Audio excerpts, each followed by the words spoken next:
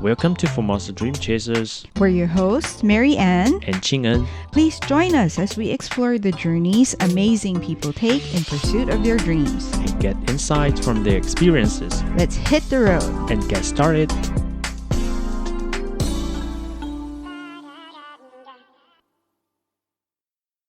Hey guys, welcome back to Formosa Dream Chasers. Last week, Marianne interviewed me about my dream vacation. And this week, it's my turn to ask Marianne about her dream vacation. So, okay, let's start with this question. What's your dream destination?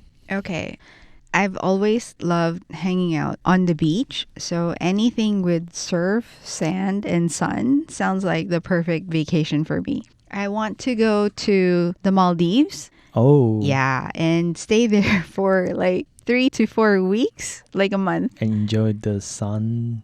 Yeah, I think that would be Sunshine. awesome. Like you stay in one of those cabins or the huts above the water. Yeah, the house was stretched into the sea, right? Yeah, I know. And then, I don't know, it just seems like a really nice, relaxing vacation. Like I go there, I go swimming, I hang out, I take in the scenery. And I'm like so excited about this. I wish it's Maybe gonna happen soon. scuba diving. I don't know how to scuba dive, but I think that's something that I could learn if I have, let's say, 3 to 4 weeks. No, I think I won't be able to do it that time, but I can definitely go snorkeling. Just snorkeling. Yeah. You can also see the underwater, creatures. Like Yeah. corals Right. and tropical fish. Yes. I think that would be so cool. And then you just go go watch the sunset. And I remember as a kid, Right. I used to watch a cartoon, which is about a piglet. okay. I don't remember the name of the cartoon, but Okay. the piglet always tells her mom saying that, "Oh, mom, I wanna go to Maldives." Oh, okay. That's her childhood dream. Okay. And it's very cute. Yeah. So that's my dream. But actually, I want to go to the Maldives, but I also enjoy going to any nice beach. And I just like being on the water for some reason, or near water, not necessarily on the water, but it's just for me any dream vacation would have to include a beach or Oh. of some sort. So going around the Philippines is also a dream of mine, actually. Yeah. I grew up in Manila in the Philippines, but I never got the chance to go around the islands as much. I want to be able to travel around the islands a bit more because I just find Filipino culture so interesting, and I love Filipino food. Oh, yeah. So why did you not take a trip around the Philippines when you When were I was there? younger. When I was younger, because coming from a more, I would say, Chinese family, especially my mom was very protective of me growing up because I was a girl. I still am a girl. And I think most overseas Chinese parents are a little bit more protective of their Yeah. kids. And I think we touched on this during our last interview. So I totally understand where you're coming from. Mm-mm. I'm just a little bit surprised that even parents here in Taiwan are just as strict and just as protective. Yeah. Mm. Because for me, growing up in the Philippines, I could kind of understand why a lot of the overseas Chinese parents are a bit more protective of their kids. Because all of my friends who were also overseas Chinese, their parents were also just as strict. Yeah. So you can imagine, like, if we wanted to hang out with each other, our parents would all say the same thing, which is like, "Oh, tell your friends to come over to our house." So yeah. we To ended make up. sure that you are safe. Yes, exactly. So it was very hard for us to hang out because our parents would all say the same thing and insist on the same thing. And sleepovers were also really difficult. Like, don't even think about it. Getting permission to go to a friend's house was really hard. What about your brother? Well, see, that's the thing. My brother, because he's a guy, Yeah. my parents all felt that since he's a guy, he probably can take better care of himself, and it's not as dangerous for him going out. So I felt it was so unfair growing up because my brother for sure traveled a lot more than me because he and his friends, when they wanted to go out of town, it was so easy. But for me, I had to go through, like, it was really difficult getting permission to go out of town. Yeah, that's another story. We'll not talk about it Oh, yeah, yeah. here. Now, so what's your plan of traveling around the Philippines? Well, actually, I haven't really thought out of a plan per se. But like since we're talking about dream destinations, I kind of want to just plan a trip around the different islands. Like I have some ideas of where I want to go, and like I want to go to for example, I want to go to Baguio. Baguio? Yeah. Where is it? In Chinese Mandarin, I think it's called Biao. Oh, Biao. Yeah, it's in the north of the Philippines. I've actually been there when I was younger because we had a trip, a school trip. But I do not remember much of the details. And I mean, it was fun, but I don't remember as much. And I think going there as an adult would bring something different. And I also want to go to the Banawe rice terraces. Rice terrace. Yeah, I don't know what it is in Chinese. It's called Tian. Tian. Yeah, like the paddy field. Yeah. In the staircase. Right. And the Banawe rice terraces are actually near Baguio, so I figure it's a nice trip. Like from Baguio, you go to the rice terraces and check it out, and then definitely I want to revisit Boracay. I think in Mandarin it's called Changtan-dao. Yes, Changtan-dao. Long Beach Island. Yeah.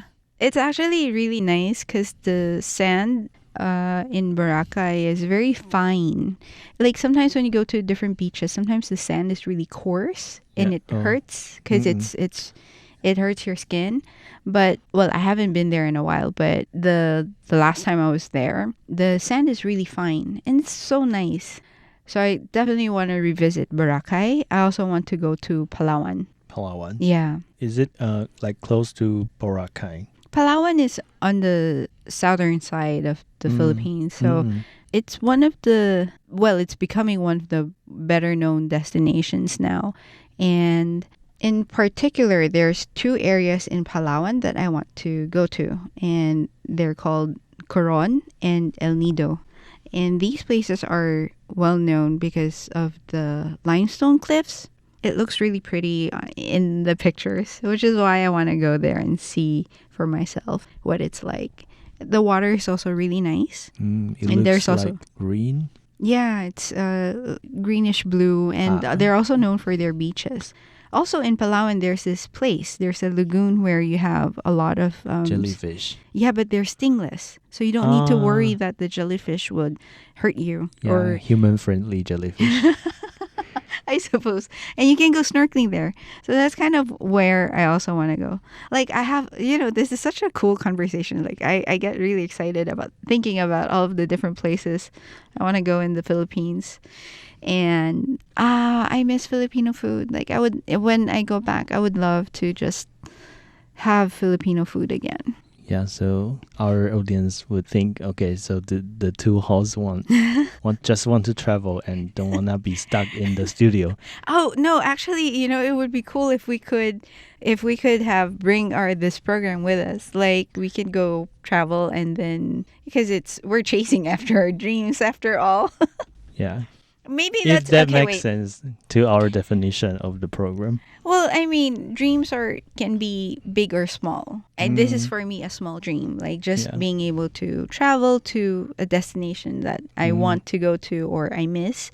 I think that can be a dream in itself as well. And I mean, even if, let's say, for example, some people dream of being able to cook well. For example, right?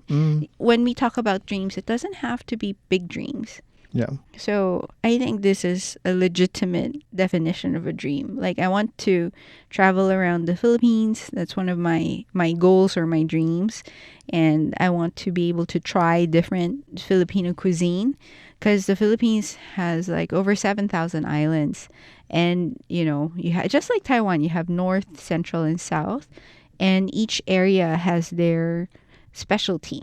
Yeah. And I'm curious to try the different kinds of cuisine or food or delicacies that they have. Yeah. Yeah. So we actually have Filipino restaurants here in Taiwan.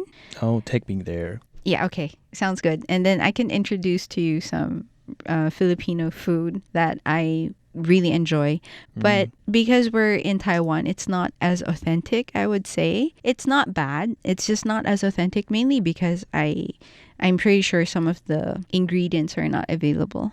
Oh, Yeah. I'm also curious about like people there. Like most of them are Filipinos, right? Yeah, Yeah, the people so- that go there. I'm curious why they came to Taiwan and what's their dream or what are their goals of living in Taiwan. We can find out. Yeah, I We think that's also one of the future one- programs. yeah, that's also that can be a topic we talk about in our program. I think that is something that we can definitely look into. If we're gonna do that, I want to have like a series of episodes though, because I also know that the Taiwanese government is doing a number of initiatives to help migrant workers, not just Filipinos here in Taiwan. So I think it would be worthwhile to also explore what Yeah. they're doing to Yeah. uplift the lives of migrant workers here. Yeah, and hopefully we'll see like a diverse narrative of Filipinos' lives in Taiwan. Like not only migrant workers, maybe they are like out of work, maybe they are doing something else. Yeah. Yeah, sounds good. Yeah, and speaking of Filipino food, what's your dream food? Oh, this is hard.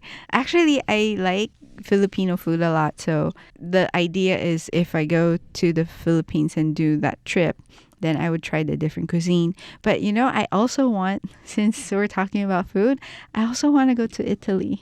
Oh, Italy. Yeah, and try their pizza. Oh, pizza. The They're different types of pizza. very famous pizza. Yeah. Like they have like certain different terms for different kinds of pizza. Yeah. Because I really, this sounds so funny. I really like pizza and pasta. Oh, So I also want to go try out the authentic pasta. So, I'm getting hungry. I haven't really done a lot of research in terms of the types of pizza and pasta, but that sounds like a nice trip as well. yeah. And as I know, in Italy you can find like a cooking class of making spaghettis. Oh, making Yeah, your own and pasta? you can go to the local market and purchase some, ingredients. Then you come back to the kitchen and then you learn about the history and the way how you can prepare a spaghetti. That sounds interesting. Okay. Yeah. Wait, hang on. So since it sounds like you looked into this, how long do you think I need to stay there? If I go there, I A need season. a season. One season, really? One season, yeah. Why? I don't know. You can stay there, relax, and feel and talk to the local people. A season would be 3-4 months. Yeah, like 4 months. You might lose your co-host, and then she might decide to stay there for We good. can do interview like virtually. Like, I see. Internet is very convenient. I see. So I'll be doing the interviews from Italy and the Philippines, and you'll be In Taiwan. not Oh, South, not somewhere South- else. not like South America. Oh, that's possible, right? Oh, that would be cool. So you're like visiting different countries in South America. Sounds like we have a number of episodes coming up. Okay, Marianne, let's make a deal. Okay. Let's pick one or two of our dreams we talked about in the program and let's give each other 1 year to accomplish it. Okay, sounds interesting. So I guess we'll also record the process that we actually chased our dreams and did our best to achieve it. Sounds good. Stay tuned, everyone, and we'll let you know of our progress in the coming episodes. Again, this is Ching-en. And Mary Ann. See you guys next Sunday. Bye.